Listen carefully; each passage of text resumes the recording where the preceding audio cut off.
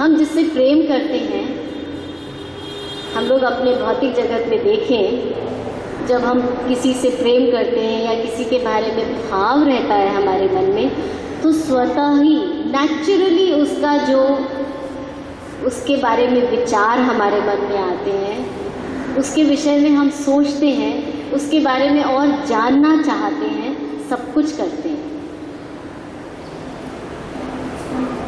फिर भगवान जो है वो कहते हैं he is not just God, he is my God. आजकल हम लोग देखते हैं कि वो ना उसकी वजह से उतना आगे बढ़ा, कहते हैं ना वो हमारा गॉड फादर है। भौतिक जगत में हम लोग देखते हैं उसकी वजह से हम वहाँ पहुँचे, उसकी वजह से वो हमारा गॉड फादर था, उसने हमको रास्ता नहीं दिखाया होता तो हम किधर भी पहुँच नहीं सकते थे, उनकी वजह से आज हम यहाँ पे हैं। हम लोग भौतिक जगत में ये बहुत देखते हैं कि he is my God father, ऐसा बहुत लोग कहते हैं, लेकिन उसके भी गॉड कौन है? He is the ultimate God, that is Krishna. अहम सर्वस्व प्रभु। अगर ना भगवान होते तो ना वो गॉड फादर होता, ना उसके गॉड फादर होते, ना उसके गॉड फादर होते। फिर कहते हैं कि जब तक भक्ति में भाव नहीं आएगा तब तक हम भगवान को हृदय में नहीं बिठा सकते, और जब तक भाव नहीं आएगा तब तक हम भक्ति में अग्रसर हो ही नहीं सकते किसी भी तरह से। बुद्धि भाव समन्विता, इसको भगवान आगे भी जो श्लोक हैं उसमें भी यही कहते हैं कि बुद्धि का सदुपयोग करना इस नॉलेज को पाने के लिए बहुत ज़रूरी है, लेकिन बुद्धि का सदुपयोग करके उस नॉलेज को जो हमने पाया उसको अपने हृदय में न लगाया या हृदय से न लगाया तो कहते हैं कृष्ण मात्र कोई विषय वस्तु नहीं है जिनको हम बुद्धि से समझ सकें, परंतु हमें तो उन्हें हृदय से प्रेम करना है। वो कोई चीज़ नहीं है जिससे हमने बस समझ लिया, नहीं, उनको हृदय से समझना है। फॉर एग्जाम्पल म्यूज़िक जो है उसको हम लोग आँखों से उसका मज़ा ले सकते हैं। म्यूज़िक का मज़ा तभी है जब हम उसको कानों से सुने, उसका आनंद जो है वो हम जब कानों से लेंगे तभी मज़ा आएगा। जब तक भगवान के बारे में पूरी नॉलेज इकट्ठी कर ली परंतु उनको हृदय में न बिठाया तब तक हम आनंद नहीं ले सकते। फिर वो मात्र सिर्फ एक नॉलेज है। नॉलेज से जो आनंद उठाने वाली बात है वो यहाँ से यहाँ तक पहुँचनी चाहिए, हृदय तक पहुँचनी चाहिए, वरना उस नॉलेज का कोई फ़ायदा नहीं है। संगीत कितनी भी ज़ोर से बजता रहे और हमारे कान में ईयरबड्स लगे हों या अनफॉर्चुनेटली हमारे पास सुनने की क्षमता ना हो तो उस संगीत का कोई आनंद नहीं है हमारे लिए। परंतु जैसे ही हमारे कान खुल जाते हैं तो इसी प्रकार जैसे ही हृदय में भगवान हमारे बैठ जाते हैं उस नॉलेज का हम लोग 100% यूटिलाइजेशन कर सकते हैं, वरना उस नॉलेज की कोई यूटिलिटी नहीं है जिसको हम लोग सिर्फ दिमाग में सोचते रहें, विचार करते रहें भगवान है, भगवान हम सबकी उत्पत्ति के कारण भगवान है, सारी नॉलेज इकट्ठी कर ली, अब आगे क्या? उस नॉलेज की यूटिलाइजेशन तभी है जब हम भक्ति में लगे, भगवान की सेवा में लगे, भगवान का सतत कीर्तन करें, उनकी कथाओं का श्रवण करें, तभी उसका आनंद है, वरना उस नॉलेज से कुछ फ़ायदा नहीं है। अब यहाँ पे क्या लिखा है? बुद्धि भाव समन्विता। अभी कहीं एक क्लिप किसी ने भेजा था तो उसमें था कि जिसको ध्यान योग और ज्ञान योग समझ में नहीं आता है वह भक्ति योग में लग जाता है। Does anyone agree with this? कि जिसको ध्यान योग और ज्ञान योग समझ नहीं आता है, मतलब क्या कहने का तात्पर्य उनके हिसाब से ये हुआ कि जिसकी बुद्धि कम है वह भक्ति योग में जाता है, क्योंकि भक्ति योग जो है according to that clip is meant for less intelligent people, which is actually the opposite. जब ज्ञान परिपक्व हो जाता है हमारी बुद्धि में, तब हम भक्ति में लगते हैं। ना कि जिनको ध्यान योग और ज्ञान योग समझ में नहीं आता है, तो उनको कोई रास्ता समझ में नहीं आता है तो चलो भक्ति कर लो, ना, ऐसा नहीं होता है।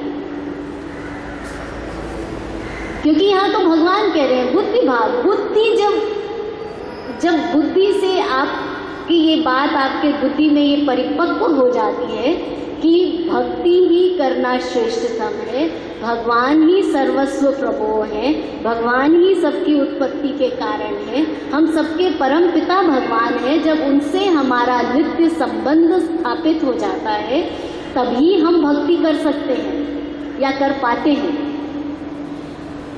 तो पहले ज्ञान आता है, उसके बाद में भक्ति आती है। Bhakti is a much higher state. ऐसा नहीं है कि ज्ञान और ध्यान और ज्ञान के मार्ग में सफलता नहीं मिली तो भक्ति योग करने चले गए, अरे भक्ति योग तो बड़ा आसान है। नहीं, भक्ति योग में आदमी पहुंचेगा ही तभी जब उसको ये पूर्ण ज्ञान हो जाएगा कि भक्ति जो है ये ही अल्टीमेट स्टेज है, उससे पहले वो भक्ति करेगा ही नहीं।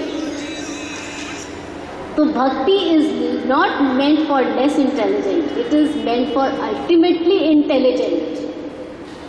भक्ति वही करते हैं जो अल्टीमेटली इंटेलिजेंट होते हैं, क्योंकि ये बात समझ में आ जाती है कि हमारा नित्य संबंध भगवान के साथ है, हम उन्हीं पर आश्रित हैं, सर्व आश्रय, सब कुछ उन्हीं पर आश्रित है, तभी हम भक्ति कर सकते हैं, वरना हम भक्ति नहीं कर सकते। तो इसमें फिर भगवान उन्होंने समझाया कि भगवान की भक्ति करने के लिए, भगवान की कृपा करने के लिए हमारे ऊपर ब्रजधाम में आए। ब्रजधाम में भगवान ने इतनी सब लीलाएं करी जिससे कि हमें आकर्षित कर सके। उनकी सारी लीलाएं हम लोगों को आकृष्ट करने वाली है, हम लोगों का कल्याण करने के लिए ही वो सारी लीलाएं करते हैं। तो चैतन्य चरितामृत में एक श्लोक है, 4 अध्याय का 33वां श्लोक, व्रजेर निर्मल राग सुनी भक्तगण, राग मार्ग भजे ये न चढ़ी धर्म कर्म। ब्रजवासियों के शुद्ध निर्मल प्रेम को सुनकर भक्त मुझे सहज प्रेम भक्ति मार्ग पर चलकर प्रेम करेंगे, अपने समस्त भौतिक कार्य और धार्मिक कार्य छोड़कर। भौतिक कार्य और धार्मिक कार्य, जब भगवान की ब्रज की लीलाएं हम लोग गोपियों की, भगवान की, माँ यशोदा की, सबकी लीलाएं सुनते हैं तो नेचुरली मन में कितना सुंदर भाव आता है, कितने क्यूट लग रहे होंगे भगवान, मक्खन चुरा रहे हैं, उधर भाग रहे हैं, अपने ग्वाल वालों के ऊपर चढ़ रहे हैं। तो जब एक लीला आती है ना कि जब भगवान की सारी गाय गोपाल ब्रह्मा जी आके ले जाते हैं, तो ब्रह्मा जी को जब यह ज्ञान हो जाता है कि ये जो है ये कोई आम बच्चा नहीं है, क्योंकि उतने ही ग्वाल बाल सब नीचे और उतने ही ऊपर, क्योंकि भगवान ने अपना वो तो एक्सपैंड कर सकते हैं ना अपने आप को। तो उन्होंने जब एक्सपैंड कर लिया था तो ब्रह्मा जी उनकी जो है वो स्तुति कर रहे थे। तो ब्रह्मा जी ने बोला कि आप तो सब कारणों के कारण है, ईश्वर परम कृष्ण सच्चिदानंद विग्रह, अनादिरादिर गोविंदम सर्व कारण कारणम। तो भगवान कहते हैं नहीं, ऐसा कैसे हो सकता है, मैं तो छोटा सा बच्चा हूँ। अब ये सुनकर कितना आनंद आता है। जब मैं पढ़ रही थी इसको तो मैं 2-3 दिन तक दिमाग में यही चलता रहा कि कितने क्यूटली बोल रहे होंगे, छोटे से ब्रह्मा जी को बोल रहे हैं, नहीं नहीं मैं तो छोटा सा बच्चा हूँ, मैं कैसे। वो कहते आप ही मेरे माता हैं, आप ही मेरे पिता हैं, आप ही की वजह से मैं हूँ और आपकी लीलाओं की तो अपरंपार है। ब्रह्मा जी ने उनकी खूब गुणगान किया। तो भगवान बार बार उनसे कह रहे हैं कि नहीं नहीं मैं तो छोटा सा बच्चा हूँ, मैं कैसे तुम्हारा माता पिता हो सकता हूँ, क्योंकि भगवान तो लीलाएं करते हैं ना। हम लोग पिछले संडे को लेक्चर में सुन रहे थे कि भगवान क्या करते हैं, वो सिर्फ हम लोगों को अपने प्रति आकृष्ट करने के लिए, आकर्षित करने के लिए इतनी लीलाएं करते हैं, वरना भगवान को ये सब करने की कोई ज़रूरत नहीं है। वो तो मज़े कर रहे हैं, उनको कुछ भी करने की ज़रूरत नहीं है एक्चुअली। तो बस वो सारी लीलाएं सिर्फ इसीलिए करते हैं कि हम लोग की जो मोटी बुद्धि है किसी तरह की बात हम समझ जाएं और फिर भक्ति में लग जाएं। और भक्ति में क्योंकि नहीं लगेंगे तो आगे हमारा कुछ हो नहीं सकता है। तो इसीलिए भगवान को ये बार बार अपने बारे में बताने की क्यों ज़रूरत पड़ती है, इसके बारे में एक बार पहले भी चर्चा करी थी कि भगवान बार बार बताते हैं कि मैं ही उद्गम हूँ, मैं ही सब कुछ हूँ, मैं। अब भगवान को ये मैं करने की कोई आवश्यकता नहीं है, क्योंकि भगवान तो जहाँ है, जो है वो है। वो सिर्फ हमको समझाने के लिए बार बार कि हमारी मोटी बुद्धि में हमारी जो मूर्खता है वो किसी तरह कम हो, हम ये अपनी बुद्धि में बिठाएं और किसी तरह इस भव सागर से मुक्त हो जाएं। और क्या है, आजकल टीवी पर महाभारत आ रही है, मेरे ख्याल से देख रहे होंगे काफ़ी लोग। तो 7:30 बजे स्टार प्लस पे आती है। तो जब वो महाभारत देख रहे थे हम लोग, तो ऐसे ही विचार आया कि कौरवों ने भगवान की नारायणी सेना मांगी थी और पांडवों ने क्या मांगा था, भगवान को मांगा था। तो जहाँ माया है वहाँ भगवान है।